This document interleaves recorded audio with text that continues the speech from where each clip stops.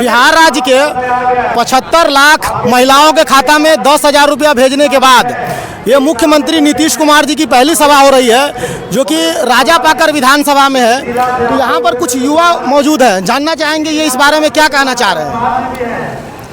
क्या फिर से 25 से 30 नीतीश जी आएंगे, जो महिलाओं के लिए जो अभी 75 लाख जो महिला को 10-10 हज़ार रुपया अनुदान दिया गया है, 2 लाख रोजगार के लिए फिर दिया जाएगा। अभी सिर्फ अनुदान दिया गया है, इससे महिला सशक्तिकरण को वो बढ़ावा दे रहे हैं।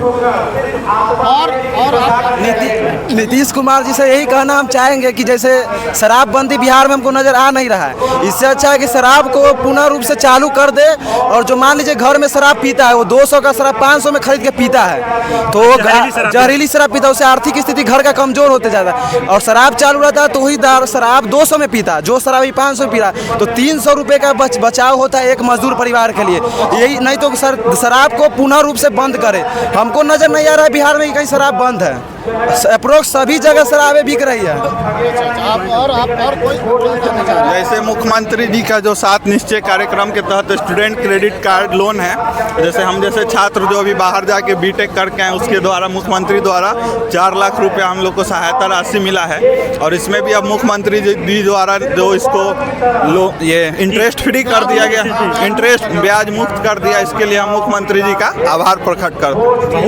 बहुत बड़ा बात है यार। ये आज आंदोलन करने के व्यू से आए थे, ये आंदोलन के व्यू से नहीं, वो सरकार की जो मांगे है ना, जो 1,20,000 वैकेंसी की बात कही गई थी TRE 4 में, वो अब पहले ट्वीट किया गया 1,20,000, फिर कहा गया 80,000, उसके बाद फिर कहा गया नहीं अब 50-50 होगा 50,000, अब कहा जा रहा है 27,000। तो भाई सरकार खुद को जब कंफर्म नहीं है कि क्या करना है, तो जनता उन पर कैसे भरोसा करेगी?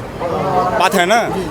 और अब बोल रहे हैं SCS से कल लड़का कोई मिला है, तो वो बोले हैं, SCS साहब बोले हैं कि अभी नहीं होगी, स्टेट के बाद होगी TRE 4। तो भाई इस दिन से क्या कर रहे थे आप? आश्वासन दे रहे थे। मतलब बिहार की जनता क्या है, युवा क्या है? जब डोमिसाइल हटा के अब 1 to 3 में बाहरी को बहाली दे दिया, जब देने की बात आई लगा दिए, तो अब इतना डिले कीजिएगा।